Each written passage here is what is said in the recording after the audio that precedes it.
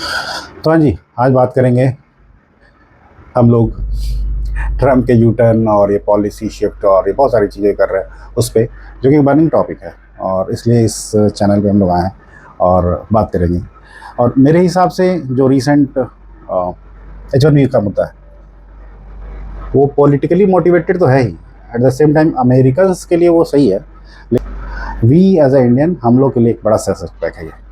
और ये एक रिमाइंडर है कि अगर आप कोई वर्ल्ड क्लास प्रोडक्ट नहीं बनाते हो या वर्ल्ड क्लास कंपनी नहीं बनाते हो जिसके यूज़र्स ग्लोबल हैं, लोग या बिजनेस यूज़र्स या इंड यूज़र्स ग्लोबली अगर नहीं है, तो आपके साथ ऐसा हो सकता है। क्योंकि इंडिया का जो मोस्ट जीडीपी कंट्रीब्यूशन है सर्विसेज सेक्टर से आता है, राइट, जिसमें और फॉरेन रेमिटेंस भी है एक पार्ट उसका। तो पहले ये एक स्ट्रैटेजी की तरह हो रहा है, जैसे पहले इन लोगों ने टैरिफ लगा दिया बिना मतलब का। चाइना पे भी उतना तुमने टैरिफ नहीं लगाया जितना तुमने हम पे टैक्स लगाया। और दोगलापंथी ये है कि तुम खुद वहाँ से ऑयल और गैसेस परचेज कर रहे हो, यूरोप वहाँ से ऑयल और गैसेस परचेज कर रहा है रशिया से, and now you are saying कि तुम परचेज कर रहे हो इस वजह से हम तुम पे एक्स्ट्रा 25% टैक्स लगाएंगे। शाबाश, ये कैसी दोगलापंथी है तुम्हारी? तुम तो खुद तो परचेज कर रहे हो, राइट। और इंडिया ने बिल्कुल सही किया कि इसको रिजेक्ट कर दिया कि भाई तुम्हारे बोलने से कुछ नहीं होगा, will look for other markets, कोई ऐसी बड़ी बात नहीं। और टैरिफ लगाने से क्या हुआ? टैरिफ लगाने से तुम्हारे प्राइसेस महंगे होंगे, तुम अमेरिकन्स को एक्सपेंसिव चीज़ें बाय करनी होंगी और थर्ड क्लास चीज़ें एक्चुअली, राइट। क्योंकि अब टेक टेक टेक टेक करते रहते हो आप लोग कि टेक, अमेरिका का टेक बहुत सही है यार, उसमें भी तो कंट्रीब्यूशन 70% इंडियंस और चाइनीज़ का है। तो कहाँ क्या करोगे फिर? अगर तुम चाइनीज़ इंडियंस को निकाल ही दे दो तो क्या करोगे फिर? तुम्हारे पास है क्या? 30% मिल के तुम काम चला लो, इसे स्ट्रैटेजी बनाने से हो जाएगा। पूरी दुनिया जानती है कि इंडिया और इंडियंस स्पेशली एक एक्सीलेंट एग्जीक्यूटर है किसी भी मामले में, ग्लोबली ये रिनोन्ड है कि टेक के मामले में इंडिया से बेटर एग्जीक्यूटर कोई है नहीं, ठीक है। तो फिर क्या करोगे आप लोग? अभी टैरिफ लगाया, फिर अभी H1B का ये ड्रामा कर रहे हैं। ड्रामा तो मैं नहीं बोलूँगा, बट उन लोगों के लिए तो सही है, एज ए अमेरिकन तो सही है ये बात। आई फील कि डीप थिंकर्स वहाँ के जो यूएस के हैं और उनको शायद ये पता लग गया है कि इंडिया रुकने वाला है नहीं, और इंडिया की जो टेक की पावर है यहाँ के लोगों की, और खुद India as a global market है दुनिया का, जैसे चाइना है अपने आप में सेल्फ सफिशिएंट है, वैसे ही इंडिया उसी ओर बढ़ रहा है। एंड द पॉलिसी मेकर और डीप थिंकर डोंट वांट कि वो एक नया चाइना खड़ा कर दें। तो इस वजह से भी आप देखो कि सिलसिलेवार ढंग से चीज़ें होती रही हैं।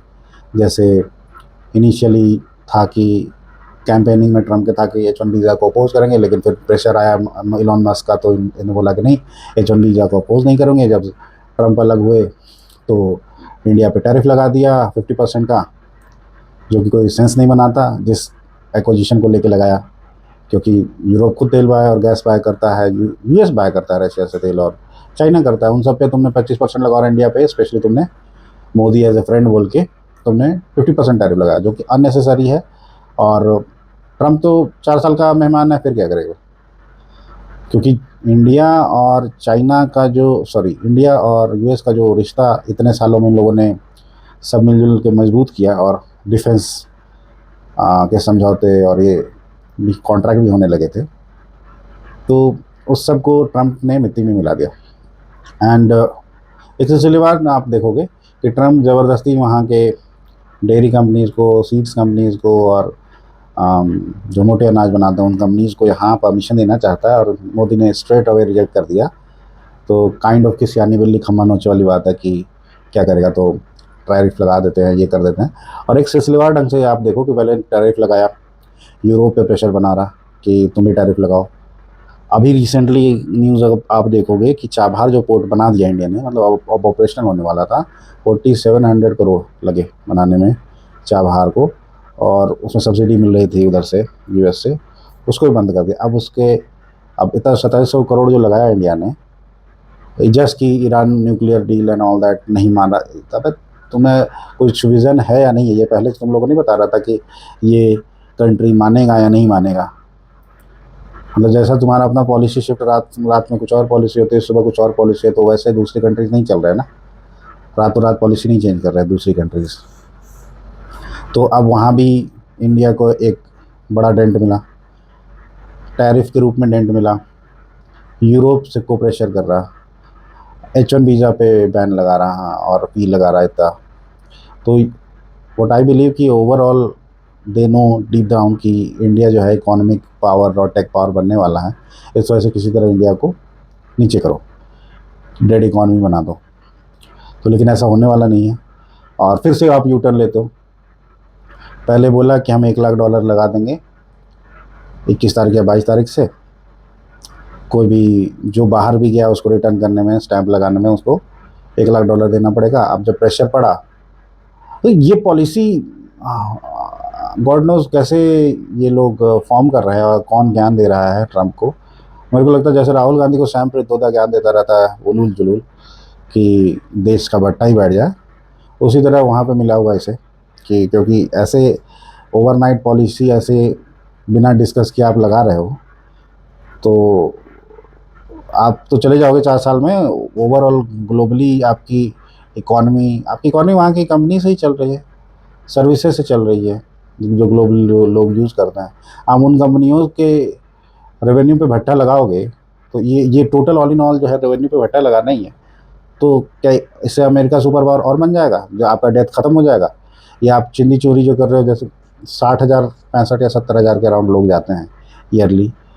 अब यहाँ से आप मतलब हफ्ता वसूली काइंड ऑफ है, ये तो हफ्ता वसूली है ना कि भाई ये तो वही बात है ना कि भाई तुम्हें मजदूर भी बुलाने हैं अपने यहाँ काम करने के लिए। जैसे तुम्हें अर्बन क्लब को बुलाना है, अर्बन क्लब से तुमने ऑर्डर किया और अर्बन क्लब को बोल रहे हो कि बंदे को बोल रहे हो कि दैट सोसाइटी में एंट्री करने के लिए काम करो, तुम 15,000 रुपये डिपॉजिट कर दो, तब आओ। जितनी बेचारी सैलरी उतना डिपॉजिट तुम करा रहे हो, तो ये कहीं से सेंस बनता है?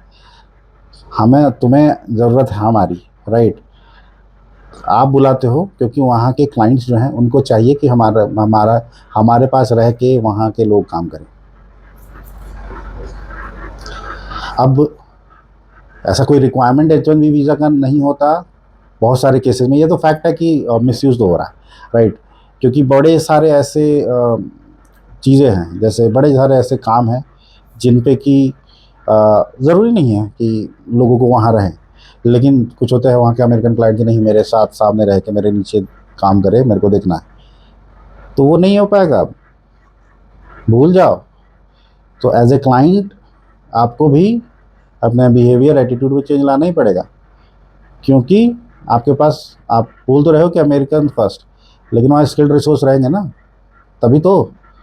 वहाँ के रिसोर्स ऐसे हैं, I work with the global companies, और वहाँ के रिसोर्स ऐसे हैं कि they look for the watch, time हो गया, काम हो गया, काम भाड़ में जाए आपका, आपकी गाड़ी में 4 बज गए 5 बज गए, वहाँ का जो टाइम है काम खत्म, वो निकल जाएंगे, आपका काम हो या नहीं हो। हमारे या चाइनीज जैसे नहीं कि काम ख़त्म करके जा रहे हैं, लगे हुए हैं, नहीं, ऐसा नहीं है कल्चर वहाँ। तो ओवरऑल जो ग्रोथ आप का सपना दिखा रहे हो, ओवरऑल कंपनीज की ग्रोथ स्लो हो जाएगी। जो ट्रांसफॉर्मेशन सपोज 6 मंथ का था अमेरिकन को यूज़ करके, आप उसी ट्रांसफॉर्मेशन को 9 मंथ्स का करोगे, तो यहाँ 2 तरीके से डेंट पड़ेगा। एक, क्या आप पे कर रहे हो वहाँ सैलरी ज़्यादा, सेकेंड कि टाइम भी ज़्यादा लग रहा। तो सपोज 1 लाख रुपए का कोई प्रोजेक्ट है, राइट, 6 महीने के 1 लाख रुपए का सपोज कोई प्रोजेक्ट है, उसके लिए तुमने 50,000 के बंदे हायर के, 50,000 सपोज प्रॉफिट है, तो अब वो 9 महीने लग रहे हैं उसी काम करने में, या 12 महीने लग रहे हैं, तो क्या प्रॉफिट जाएगा आपका? प्रॉफिट गया, ओवरऑल प्रॉफिट डाउन जाएगा कंपनियों का वहाँ। तो क्या करेगा? रेवेन्यू बढ़ाना मतलब प्रॉफिट बढ़ाने के लिए ऑब्वियस बात है हेड काउंट कम करेंगे, हेड काउंट कम करेंगे और जो एग्जिस्टिंग वर्कफोर्स है उससे ज़्यादा काम लेंगे, और वो काम उन वर्कफोर्स को काम करने की ज़्यादा देर तक आदत नहीं है, क्योंकि नर्चर ही हुआ है साल 1.5 से उसी फॉर्मेट में, तो काम करने की आदत नहीं है, तो अचानक से काम करने की आदत कहाँ से आएगी? तो जब प्रेशर डालोगे तो वहाँ वहाँ के लोगों का मेंटल वेलबींग पहले से ख़राब है, loneliness and all that will करे, और प्रेशर डालो काम करने के लिए और मेंटल वेलबींग ख़राब होगा वहाँ के लोगों का। तो ओवरऑल जो ट्रंप है, ट्रंप ने धकेल दिया है ओवरऑल अमेरिका को कि डाउनफॉल, चलो let's go for the downfall, बहुत हो गए हम लोग, America great. right? Let's go for the downfall, and let the other country be the leader of the globe.